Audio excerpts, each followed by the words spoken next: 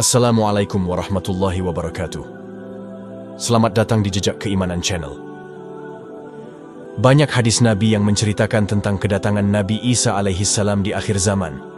Kedatangan beliau tidak dimaksudkan untuk merusak tatanan atau peran Nabi Muhammad sallallahu alaihi wasallam. Turunnya Nabi Isa juga bukan untuk menggantikan posisi Nabi Muhammad sebagai Nabi terakhir. Karena beliau datang bukan sebagai Nabi atau Rasul, melainkan sebagai seorang umat dari Nabi Muhammad sallallahu alaihi wasallam. Nabi Isa akan menjalankan kewajiban sebagai umat Rasul seperti sholat, puasa, zakat, bahkan pergi haji ke Baitullah di Mekah, bukan ke Bethlehem.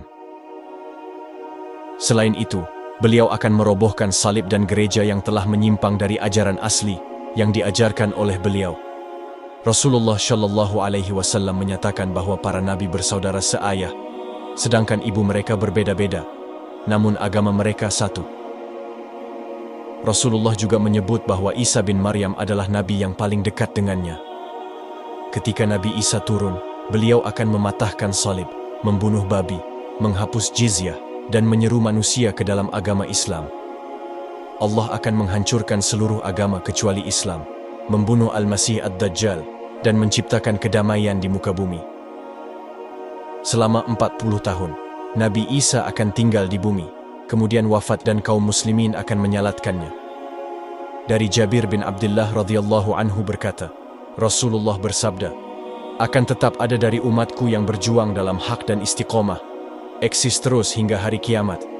Kemudian Nabi Isa bin Maryam turun, lalu pemimpin umat Islam saat itu berkata kepada Nabi Isa, "Kemarilah wahai Nabi Isa, jadilah imam dalam syalat kami."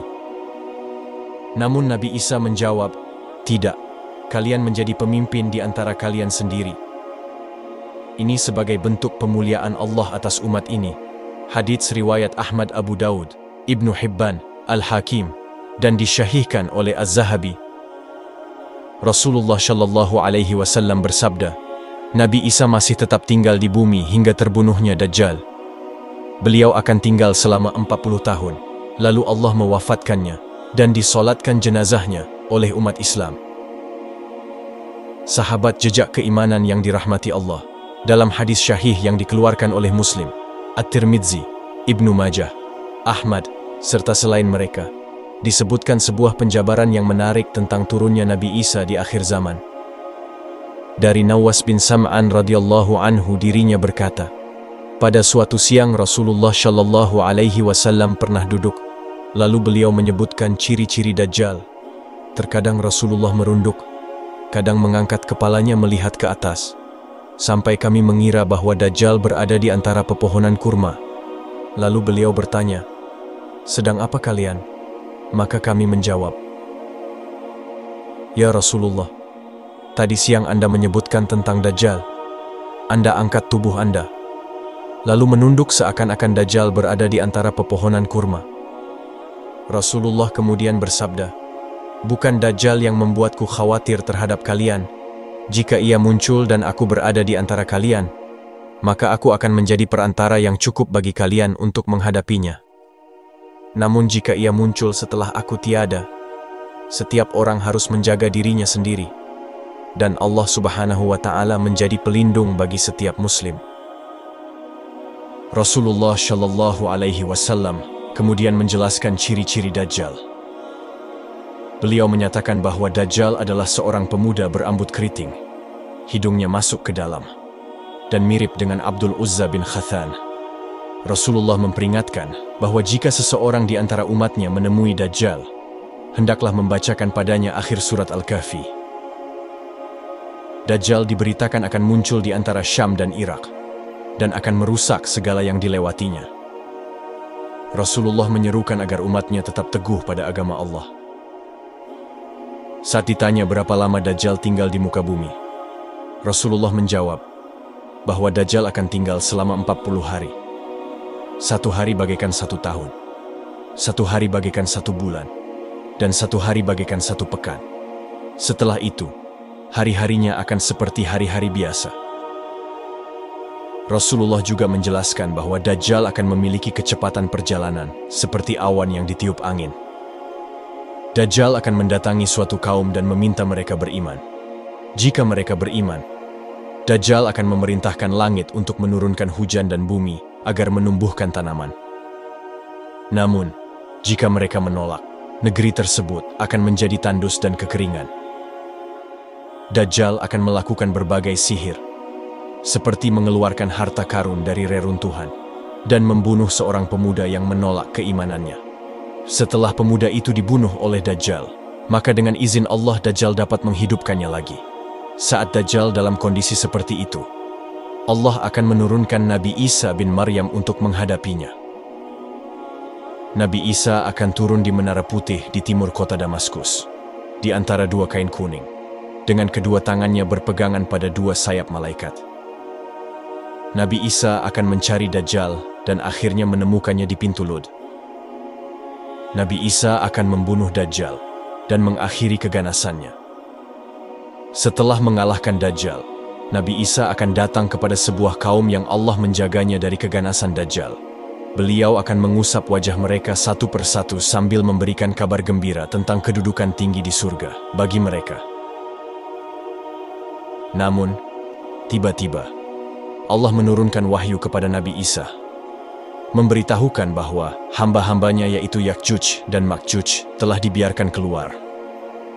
Dan tidak ada yang sanggup menandingi mereka. Lalu dengan petunjuk dari Allah, Nabi Isa kemudian membawa orang-orang yang bersamanya ke bukit. Maka Allah Subhanahu wa Ta'ala mengirimkan Yakjuj dan Makjuj. Mereka turun dengan cepat dari tempat-tempat yang tinggi. Rombongan pertama di antara mereka melewati sebuah danau bernama Obariyah. Mereka meminum air yang ada di dalamnya. Kemudian sekelompok lainnya yang datang belakangan. Ketika menemukan airnya telah habis, mereka berkata, "Sungguh, dulu di sini ada air." Semua tumbuhan, hewan, dan air habis dilalap oleh Yakjuj Makjuj. Karena itu, kaum muslimin bersama dengan Nabi Isa mengungsi ke Gunung Thur untuk menyelamatkan diri dari kerusakan yang dilakukan oleh Yakjuj Makjuj. Di gunung itu pun kaum muslimin lama-kelamaan juga kesulitan makanan. Persediaan bekal yang dibawanya sudah mulai habis. Untuk turun dari gunung pun tidak mungkin. Di samping tidak ada makanan di bawah, juga khawatir akan menjadi mangsa Yakjuj Makjuj. Akhirnya, satu-satunya jalan adalah memohon pertolongan kepada Allah Ta'ala. Nabi Isa dan kaum muslimin kemudian berdoa kepada Allah Subhanahu wa Ta'ala agar Yakjuj Makjuj dimusnahkan. Allah kemudian mengabulkan doa Nabi Isa dan kaum muslimin tersebut dengan menurunkan ulat yang banyak sekali untuk mengerogoti leher Yakjuj Makjuj. Ada pula yang berpendapat jika Allah menurunkan penyakit hidung pada Yakjuj Makjuj. Dalam waktu singkat seluruh Yakjuj Makjuj mati secara bersamaan, tidak ada yang tersisa. Lalu Nabi Isa alaihissalam dan kaum muslimin turun dari gunung.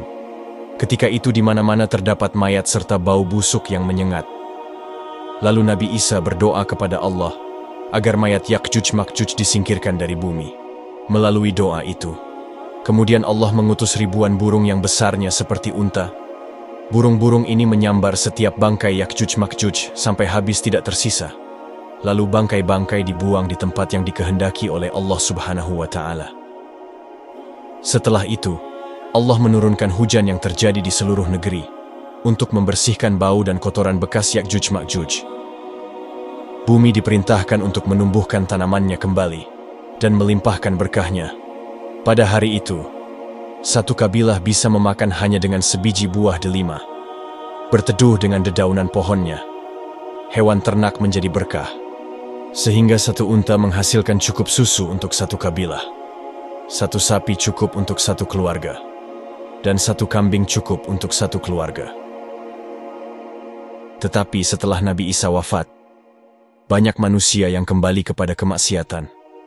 Dan di saat itu, tiba-tiba Allah meniupkan angin sepoi-sepoi yang mengalir di bawah ketiak mereka, mengambil setiap ruh orang mukmin dan muslim yang tersisa. hingga tidak ada lagi orang mukmin yang tersisa di bumi. Saat itu adalah saat yang paling buruk, di mana manusia berpesta pora dengan khamer. Dan pada saat itu pula datanglah hari kiamat bagi mereka. Sahabat jejak keimanan yang dirahmati Allah, kembalinya Nabi Isa alaihissalam dan peristiwa membunuh Dajjal membawa hikmah besar bagi kita. Di antara hikmah tersebut adalah: pertama, membantah klaim kaum Yahudi yang menyatakan bahwa mereka telah membunuh Nabi Isa alaihissalam. Yang terjadi sebenarnya, Nabi Isa lah yang berhasil membunuh pimpinan mereka, yaitu Dajjal. Kedua, Nabi Isa alaihissalam menemukan dalam Injil tentang keutamaan umat Nabi Muhammad sallallahu alaihi wasallam. Beliau berdoa agar dimasukkan di antara umat Nabi Muhammad, dan Allah mengabulkan doa tersebut saat beliau turun pada akhir zaman, menjadi mujaddid atau pembaharu agama Islam. Yang ketiga, turunnya Nabi Isa alaihissalam dari langit untuk dimakamkan di bumi, karena seperti yang ditetapkan Allah di dalam Al-Quran, bahwasanya tidak ada makhluk dari tanah yang mati di selain itu. Keempat, Nabi Isa alaihissalam membongkar kebohongan kaum Nasrani, menghancurkan salib, membunuh babi, dan menghapus pajak. Keistimewaan khusus yang dimiliki Nabi Isa adalah jaraknya yang sangat dekat dengan Nabi Muhammad sallallahu alaihi wasallam, tanpa ada nabi lain yang memisahkan antara Nabi Isa dan Rasulullah.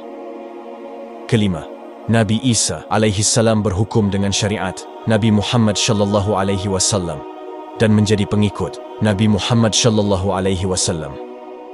Semua hikmah ini menegaskan kebenaran ajaran Islam dan menguatkan keyakinan umat dalam kelengkapan risalah yang dibawa oleh Nabi Muhammad sallallahu alaihi wasallam. Nabi Isa alaihissalam turun di akhir zaman nanti tanpa membawa syariat baru, karena syariat agama Islam adalah penutup semua syariat dari nabi-nabi yang pernah diutus oleh Allah. Dan beliau juga menjadi hakim bagi umat ini, mengingat tidak ada nabi setelah Nabi Muhammad sallallahu alaihi wasallam. Zaman Nabi Isa alaihissalam dianggap sebagai masa yang penuh ketenangan, keamanan, dan keselamatan. Allah mengirimkan hujan yang lebat, membuat bumi mengeluarkan tumbuh-tumbuhan dan buah-buahan, serta melimpahkan harta. Sifat-sifat iri, benci, dan dengki dihilangkan. Nabi Isa alaihissalam tinggal di bumi selama 40 tahun. Alasan mengapa Nabi Isa alaihissalam yang membunuh Dajjal di akhir zaman adalah untuk membuktikan bahwa beliau adalah nabi yang tidak mati disalib oleh orang-orang Yahudi. Semoga kita dapat mengambil hikmah dari kisah ini dan mendapatkan petunjuk dari Allah Subhanahu wa Ta'ala untuk menjalani jalan yang lurus. Demikian cerita yang dapat kami sampaikan. Banyak kurangnya kami mohon maaf. Wassalamualaikum warahmatullahi wabarakatuh.